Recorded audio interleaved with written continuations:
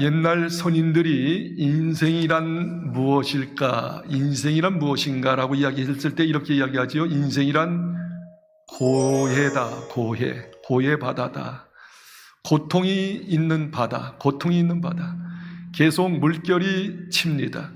비바람이 몰아칩니다. 풍랑이입니다. 쉴 새가 없는 바다인 것처럼 인생 여정 가운데 왜 이렇게 고통이 많은지, 크고 작은 문제들이 계속 빚어지는 것이 인생의 삶입니다. 그런데 이 고난과 고통이 아무리 올지라도 빨리 사라졌으면 좋겠는데, 이 빨리 사라지지 않고 장기화될 때, 고난이 장기화될 때 사람이 이렇게 이야기합니다. 나는 여기까지나 보다. 내 인생 여기까지 살 수밖에 없구나 하고서 절망과 좌절하는 경우가 많이 있습니다. 그렇습니다. 인생 살다 보면 이런 일 저런 일 많이 있고, 그 고난이 장기화되어지면 자기도 어쩔 수 없는 거예요. 죽고 싶은 거예요. 사탄이 말입니다. 이 문제가 장기화되어지고 문제가 계속되어지면 사탄이 세 가지로 속삭입니다. 유혹하죠. 첫째는 야, 너 문제 해결할 수 없어. 그 문제 얼마나 큰데 하면서 첫 번째는 문제를 더 크게 확대합니다. 두 번째는 너 교회 다닌다며, 너 뭐 기도한다며, 기도해도 소용없어. 하나님 믿는다고 이거 문제 해결할 수 없는 거야. 두 번째는 하나님에 대해서 거부하게 합니다. 그리고 세 번째는 결국 어떻게 해요? 하다 안 되면 야, 너는 이제 인생 포기해야 해. 너는 끝장이야. 너는 살 의미가 없어 하고서 마지막은 어떻게 극단적인 선택을 하도록 사탄이 충동질하는 것이죠. 문제를 크게 더 보게 됩니다. 그리고 어떻게 해요? 하나님 믿어도 소용이 없어, 기도해도 소용이 없어, 하나님에 대해서 부정합니다. 그리고 너는 쓸모없는 인생이야, 너는 저주받은 인생이야, 끝내 하고서 결국 극단적인 선택을 하도록 하는 것이 사탄의 세 가지 유혹이었습니다. 그러나 성경은 뭐라고 이야기했습니까? 아무리 큰 문제가 있을지라도, 태산같이 문제가 보였을지라도 이 모든 문제는 하나님의 손아귀에 있다. 하나님의 뜻이 있어서 그 문제를 주신 것이지 너로 괴롭히고 힘들게 하고 저주받게 하기 위해서 문제를 주신 것이 아니다. 성경은 이렇게 이야기하지 않아요?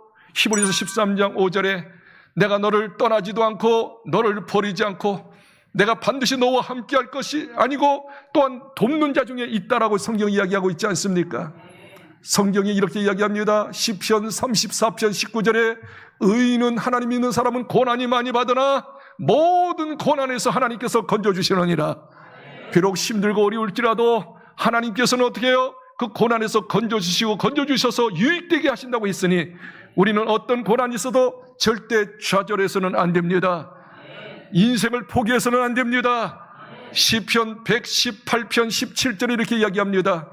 내가 반드시 살아서 하나님이 하신 일을, 하나님이 하신 기적을, 하나님의 간적을 선포하리로다.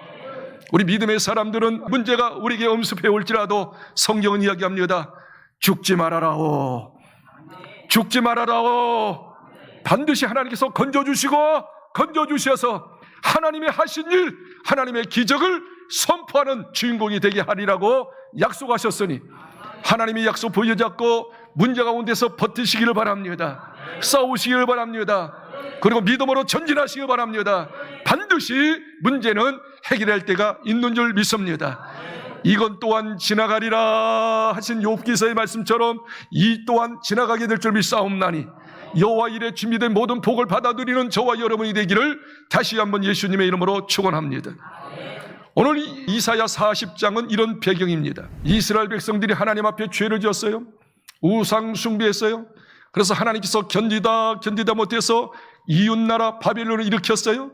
그리고 이스라엘 백성을 완전히 함락시켰습니다. 그리고 이스라엘의 수많은 사람들을 자기 바벨론에 끌어가게 되었습니다. 포로로 잡아갔습니다. 그리고 이스라엘 전체 민족은 식민지가 되어졌습니다.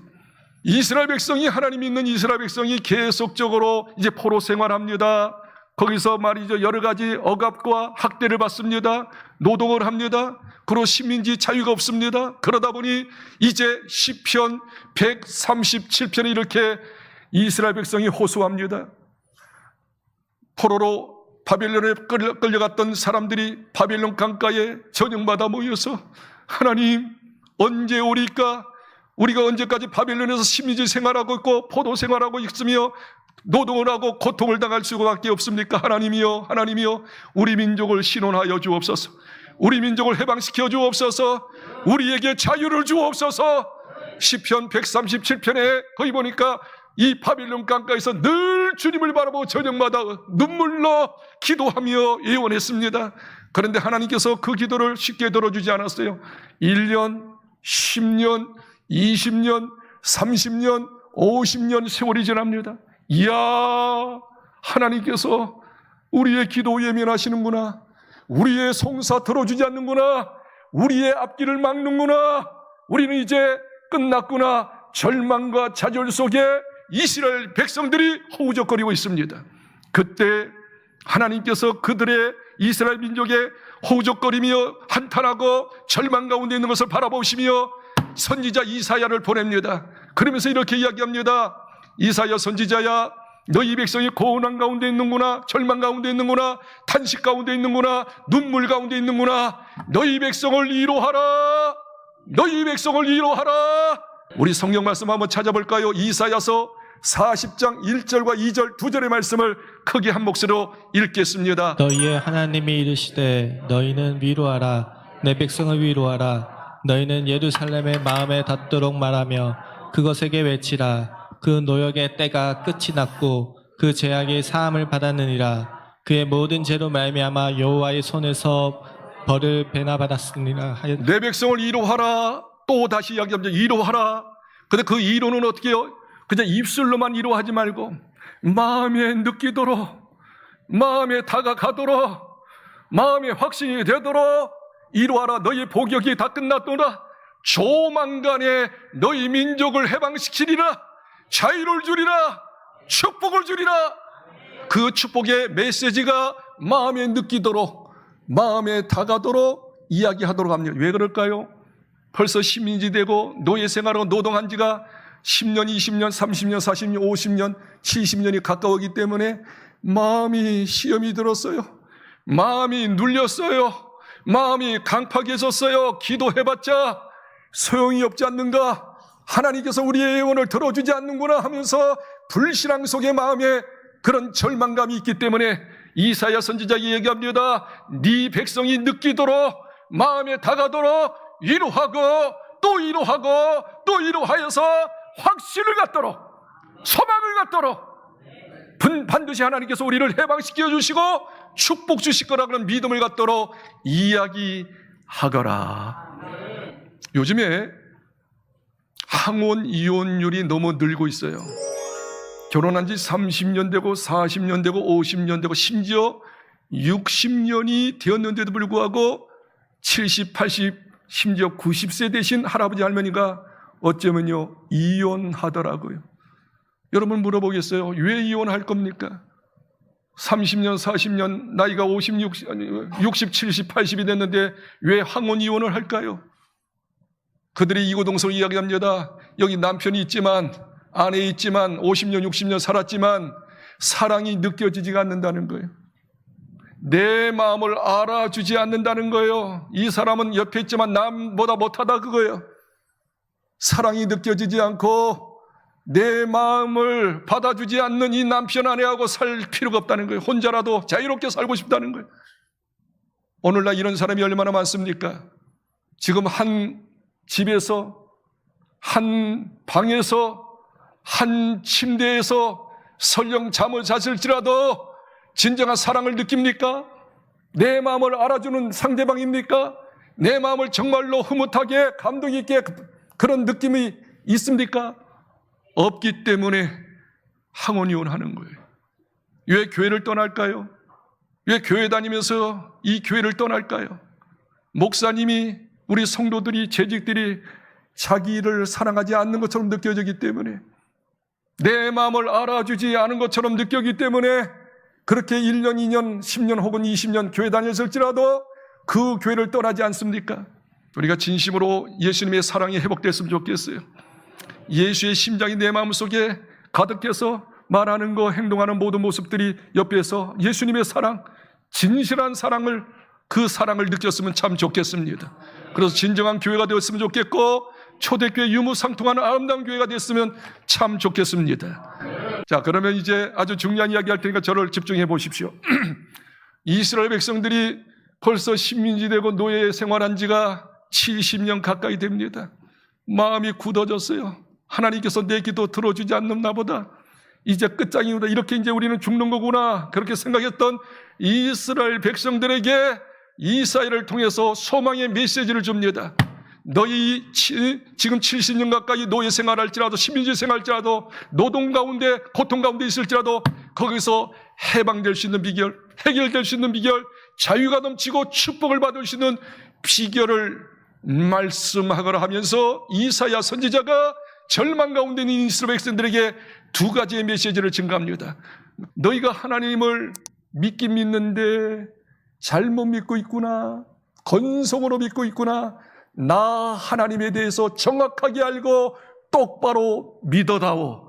하나님을 제대로 알고 진실로 믿으면, 신뢰하면 이 모든 문제에서 해결할 수 있다고 이야기하고 있습니다. 28절 읽겠습니다. 너는 알지 못하였느냐, 듣지 못하였느냐. 영원하신 하나님 여호와 땅 끝까지 창조하신 이는 피곤하지 아니하시며 곤비하지 않으시며 명철이 한이 없으시며. 네, 28절에서 하나님에 대해서 이렇게 이야기합니다. 두 가지로 이야기하잖아요. 한번 잘 보십시다. 너는 알지 못하였느냐, 듣지 못하였느냐.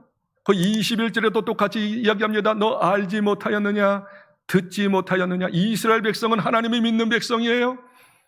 하나님을 나름대로 알고 있었어요. 그런데 지금 이들은 하나님을 알되 단지 지식으로 알고 있어요. 진짜 하나님이 어떤 분임을 제대로 알지 못하고 신뢰하지 못함으로 절망과 좌절 가운데 있습니다. 다시 이야기합니다.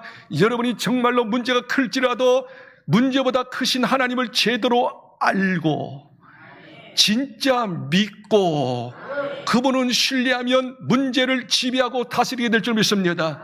여러분이 문제 속에 벌벌 떨고 있고 문제 속에서 허우적거리고 있는 이유는 뭐냐면 우리가 하나님을 믿되 막연하게 믿는 거예요. 지식적으로 믿는 거예요. 성경 마태복음 7장 21절에 말씀하고 있잖아요. 너희가 주여 주여 한다고 해서 다 천국 가지 못한다라고 그냥 입술로 형식적으로 기도하고 주여 주여 주문처럼 이야기하는 것이지 그 하나님에 대해서 제대로 알고 있습니까? 진짜 그 하나님을 제대로 안다면 신뢰, 믿음을 가지고 있습니까?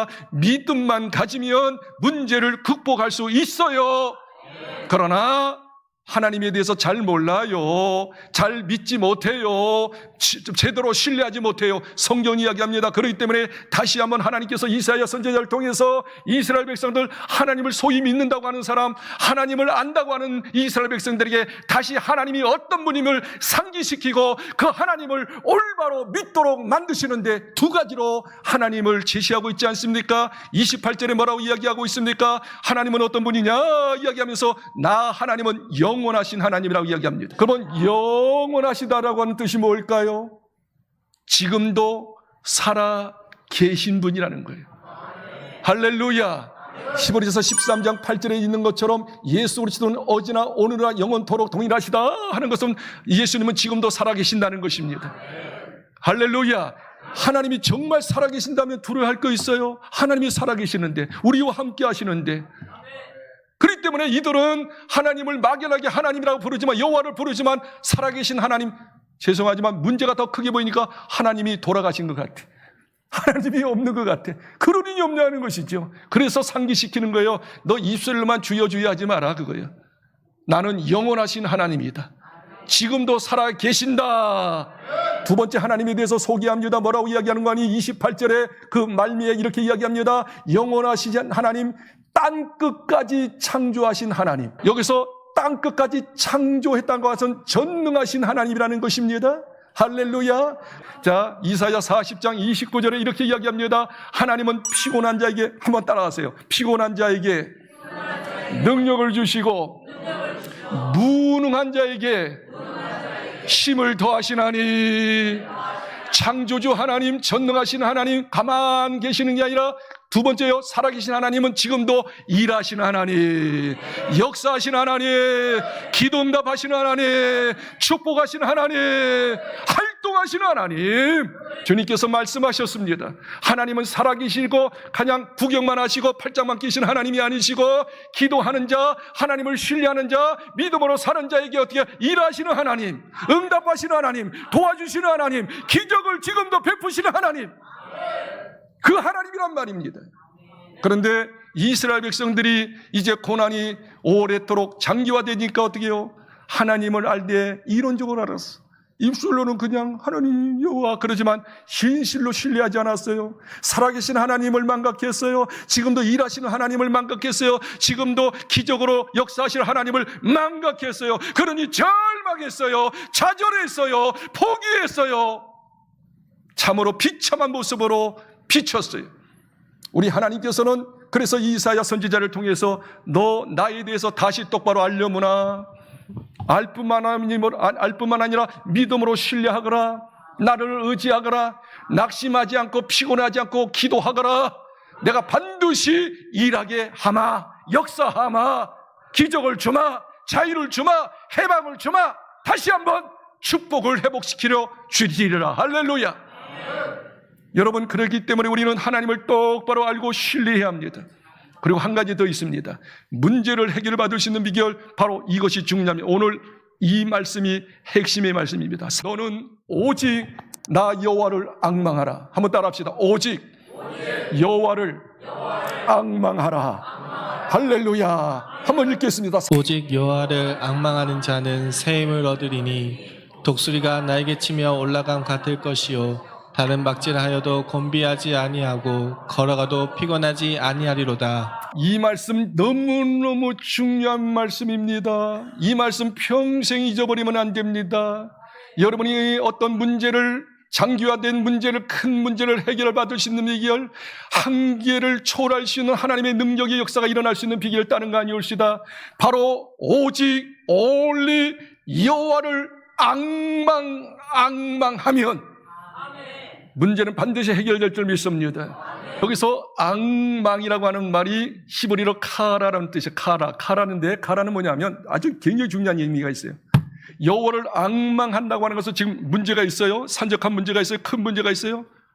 그런데 이 문제를 앙망한다는 건 뭐냐면 이 문제를 나의 시선으로, 사람들의 시선으로 바라보지 말고 하나님의 시선, 하나님의 눈으로 그 문제를 바라보라, 그 말이에요.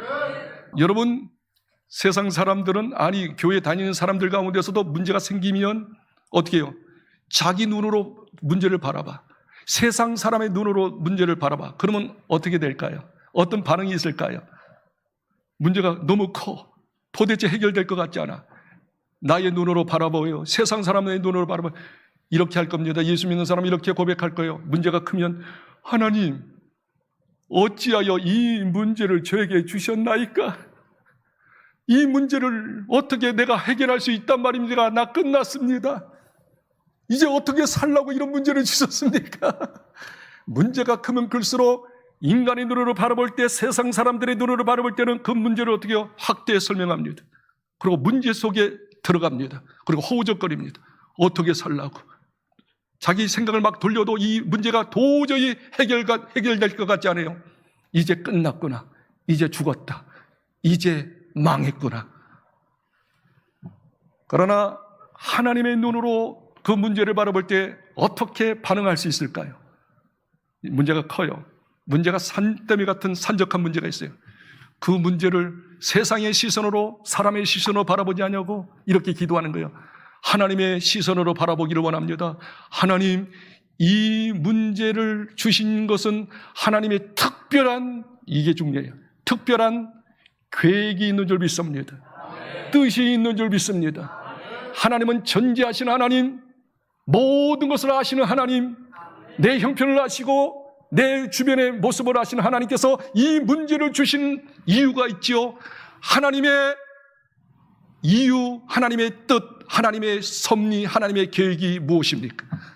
여러분, 성경에서 이야기할 때, 우리에게 문제가 일어날 때, 저와 여러분에게 문제가 생길 때 하나님께서는 그 문제를 그냥 우리를 괴롭히려고 심술궂어서 우리에게 고난 주시고 힘들어하는 모습을 보고 통쾌하게 쾌재를 부르려고 우리에게 하나님께서 고난 주실까요? 그런 하나님이십니까? 시편을 보세요. 모든 성경을 보세요.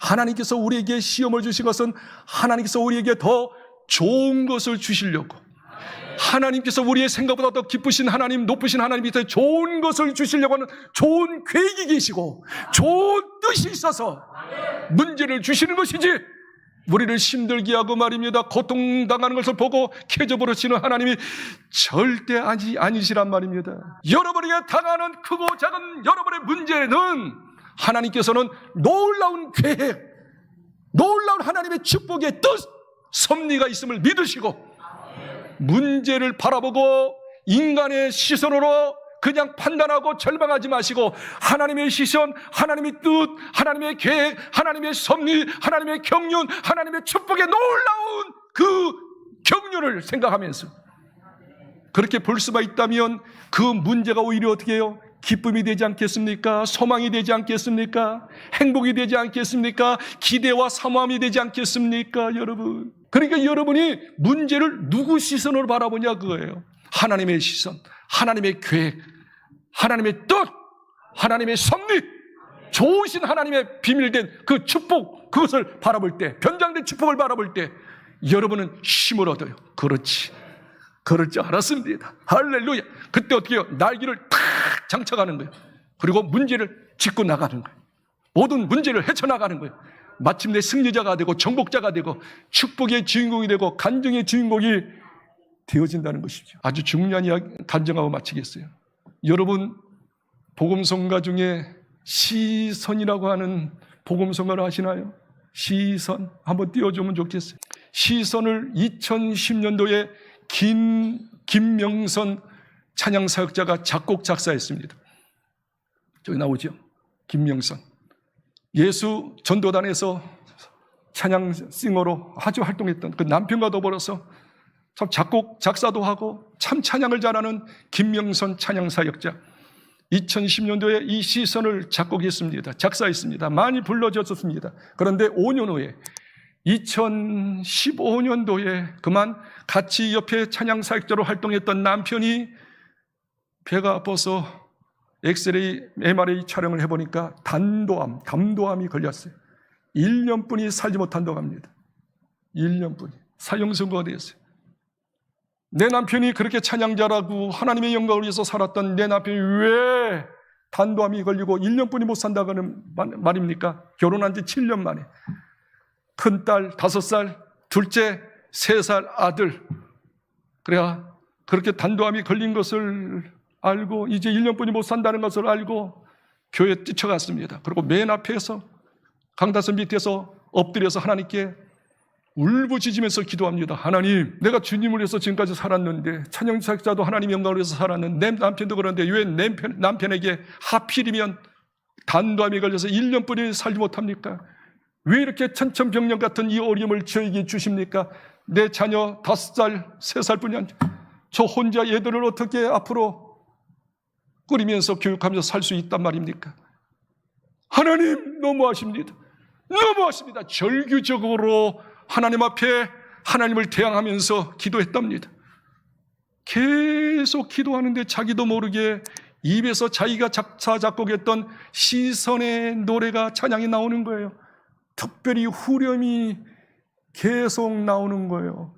모든 시선을 주님께 드리고 살아계신 하나님을 느낄 때 내 삶이 하나님의 역사가 되고 하나님이 일하기 시작하네. 자기도 모르게 계속 나오는 거예요. 그러면서 순간적으로 성령의 빛비침으로 자기의 이중구조적인 잘못된 신앙관을 보게 하셨어요. 자, 찬양 사역하면서 또 멘트 하잖아요. 멘트 막 하잖아요. 우리 하나님은 살아계십니다. 막 이야기하죠. 그리고 우리가 이제 이 땅을 떠나면 하나님께서 아픔도 없고 고통도 없는 그 천국을 준비하셔서 우리는 천국이 우리의 본향인 줄 믿습니다. 어차피 우리는 다 늙고 죽는데 우리는 천국이기 때문에 이 땅에 어떤 어려움이 있어도 기쁨으로 살 수 있습니다 하면서 멘트를 많이 했어요. 찬양하면서. 그런데 내가 그렇게 멘트를 많이 했던 천국에 대해서, 좋은 천국에 대해서 많이 이야기했는데 지금 막상 우리 남편이 1년 후에 천국 갈 것을 생각하니 왜 하필 나에게 이런 고통을 주셨나이까? 내 남편에게 암이 걸려서 죽게 했나이까 우리는 어떻게 살라고요? 이 문제를 말입니다. 누구의 시선을 바라보는 거예요? 하나님의 시선으로 바라보지 않으려고 사람의 시선으로, 자기의 시선으로 문제를 바라볼 때 절망이 되고 울부짖고 어쩔 줄 모르는 몸소리치는 고통 가운데 신음하고 있는 것을 발견한 거예요. 이야, 내가 그토록 천국에 대해서 자신 있게 이야기했는데, 하나님 살아계시고 역사하시는 하나님이라고 이야기했는데 내가 모순에 빠졌구나. 위선자구나.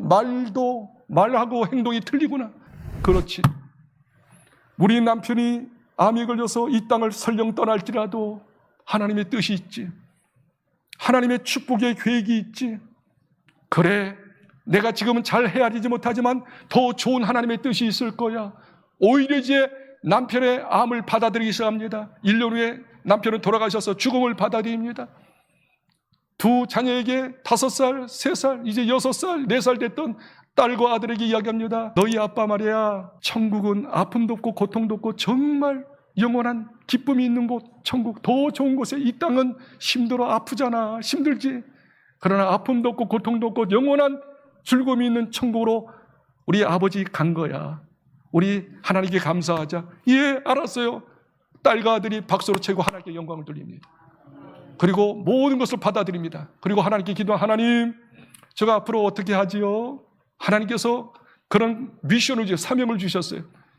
지금 젊은 여인들이, 결혼한 젊은 여인들이 남편 때문에 힘들어하고 자녀 때문에 힘들어하고 살림 때문에, 경제 때문에 힘들어하고 정말 우울증이 걸린 젊은 여성들이 많은데 젊은 여성들을 살려라.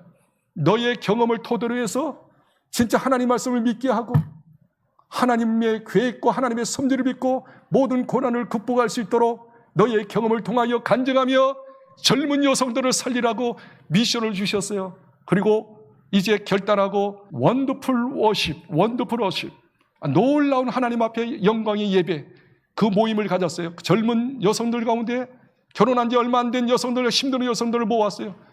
모든 마음의 상처를 다 드러냅니다. 이야기합니다. 그리고 말씀으로 격려합니다. 그리고 자기의 경험으로 또 이야기합니다. 거기 참석하시는 모든 여성분들이 회복됩니다. 치유됩니다. 변화됩니다. 그리고 어떻게 해요? 자기 남편을 섬깁니다. 자녀를 섬깁니다. 경제 어려움이 있습니다만 경제 어려움을 다 극복합니다. 아름다운 모습으로 변화되는 모습들이 지금까지 할렐루야 연출되고 드러나고 있음을 간증하고 있습니다. 사랑하는 성도 여러분, 문제를 누구의 눈으로 보느냐에 따라서 바뀌어집니다. 예수 믿고 구원받은 사람들의 문제는, 크고 작은 문제는 하나님의 섭리가 있고 뜻이 있고 계획이 있고 반드시 그 속에 축복이 개입되고 있음을 믿으시길 바라고, 무조건 어떻게 해요? 하나님의 시선으로 문제를 바라보고 계속 하나님께 여쭤보는 거예요. 왜 이런 문제. 그때 하나님께서 말씀하십니다. 미션, 사명을 주셔요. 이런 것 때문에 주시는 일이라, 주었느니라. 그걸 깨달을 수 있다면 하나님의 힘을 얻어요. 두 날개를 다룰 수 있어요. 그 모든 문제를 극복하고 뚫고 전진해서 마침내 생각지 못했던 유일한 역사를 이룰 수 있고 또 하나님의 축복을 받을 수 있고 하나님께 쓰임받는 하나님의 사람들이 되게 될 줄 믿습니다.